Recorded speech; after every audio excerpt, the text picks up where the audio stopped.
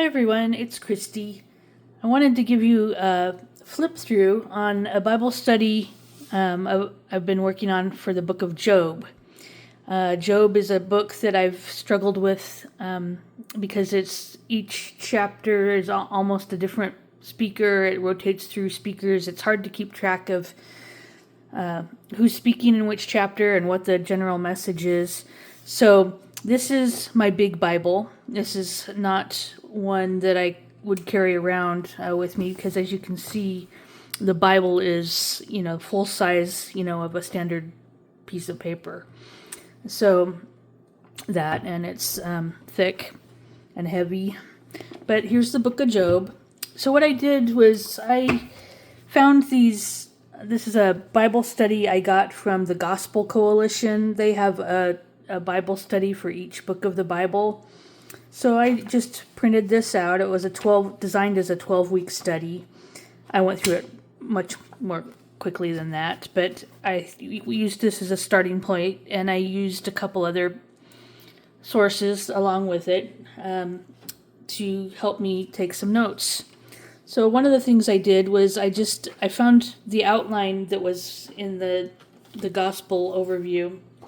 I'll show you. They had this outline for the book, and I went through it carefully on this one and highlighted, marked it up.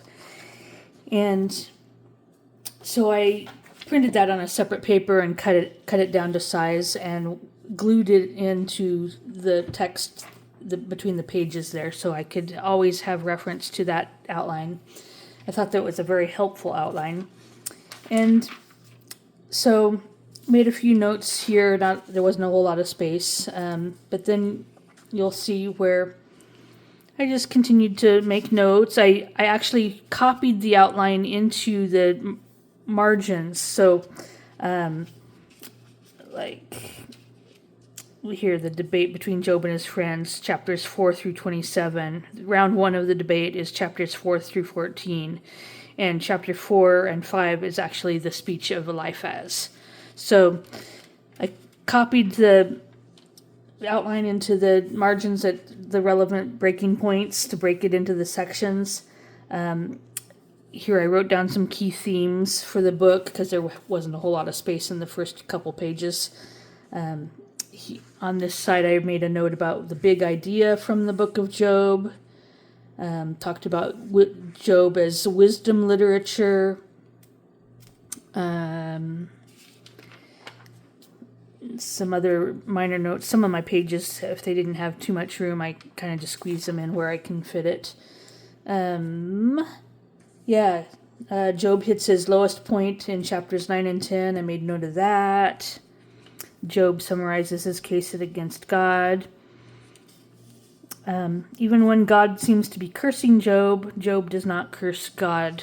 Then just noting the change of speakers. Also, because over the years, I've always had trouble keeping track of who's talking in Job. What I decided to do this time, I took this outline and I made a color code for each person that speaks. And so Eliphaz speaks in chapter 4 and 5. He speaks again in chapter 15 and again in chapter 22.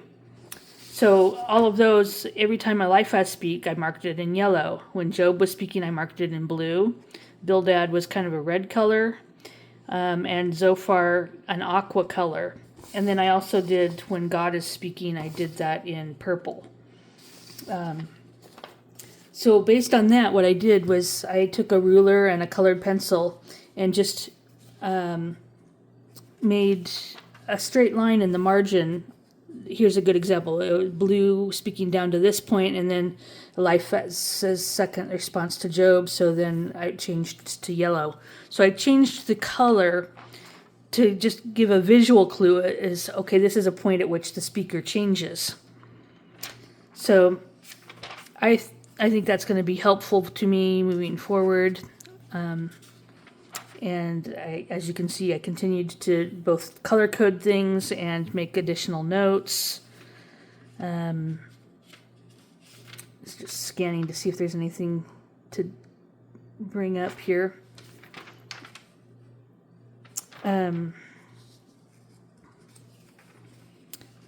Key verses, I was marking in yellow some of the key verses. I need to spend a little bit more time on that. There's quite a few very good verses in the book of Job. Debate round 3 starts here in chapter 22. Some of them, the speeches are much shorter, and one of the speakers is silent during the third round. They just kind of get to a point where they've exhausted all their arguments for Job. So yeah, again here the color changes. That's where Bildad starts speaking. Job is frustrated by God's absence. And they give some Job gives some examples of sin. Why are other people that commit these sins not judged, but I am,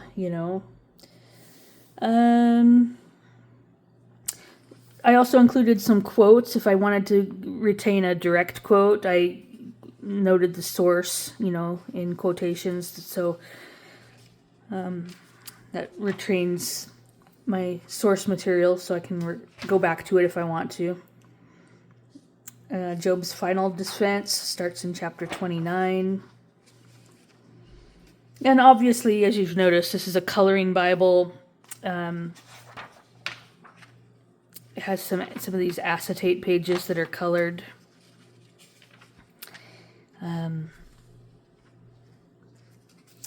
This chapter talks about how Job lived out his faith. Another thing that I try to do throughout the Bible is make chapter titles when I can. I'm working on that. That's kind of a work in progress.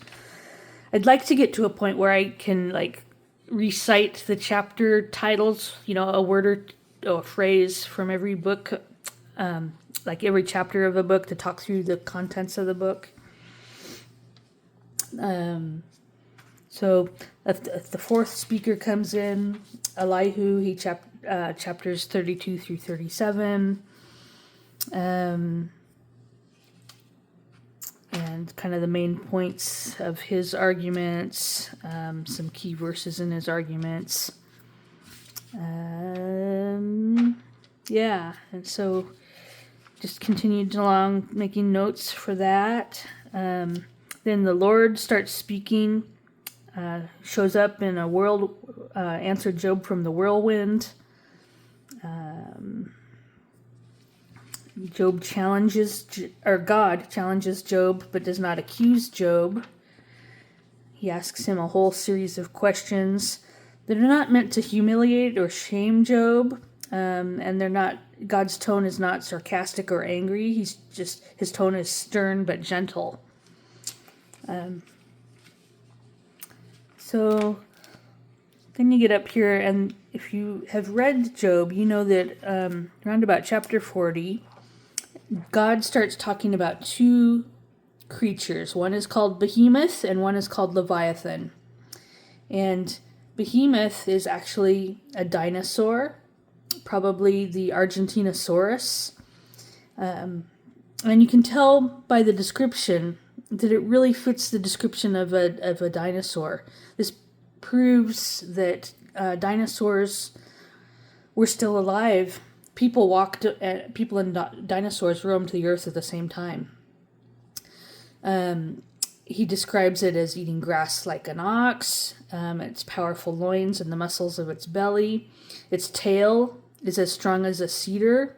That's a huge tail. Sinews of the thighs are tightly knit together. Its bones are tubes of bronze. Its limbs are bars of iron. So I thought that was fascinating that the description goes on a little bit. I wanted to look up this Argentinosaurus. So I found some information on the Argentinosaurus. This was one of several sources.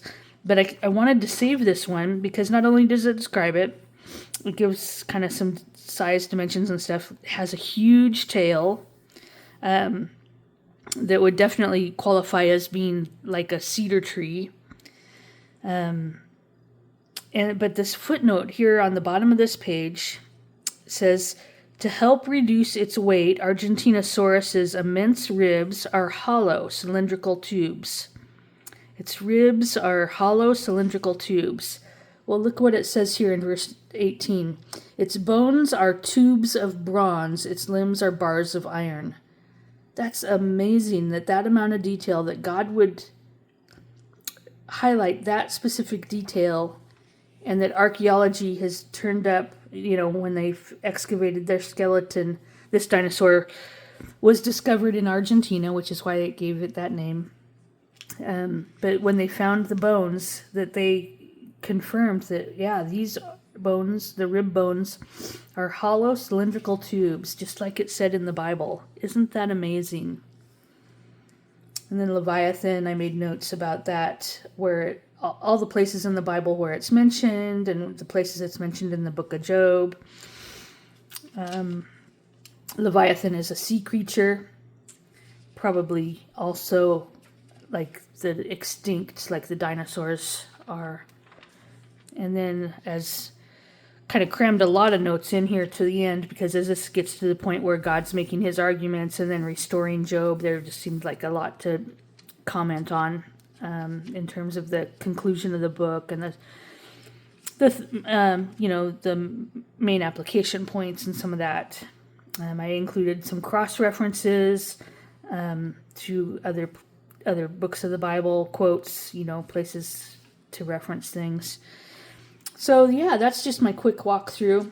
I just wanted to share this to encourage you that this is a way to mark up your Bible, to just go through a Bible study of your choice, and as you work your way through it, just make your notes in the margin of your Bible rather than in a journal or a workbook or whatever. So I wanted to share this with you. Oh, and I also wanted to mention again the outline I used, the Bible study I used, was from the Gospel Coalition, and that's a good starting point. They have studies for every book of the Bible, and you can just go to thegospelcoalition.com. I think it's tgc.com also. I hope you are inspired by this a little bit, and it encourages you to maybe tackle some of your own Bible study notes and ways to put that all together in your Bible. Thanks for watching. I'll talk to you next time. Bye.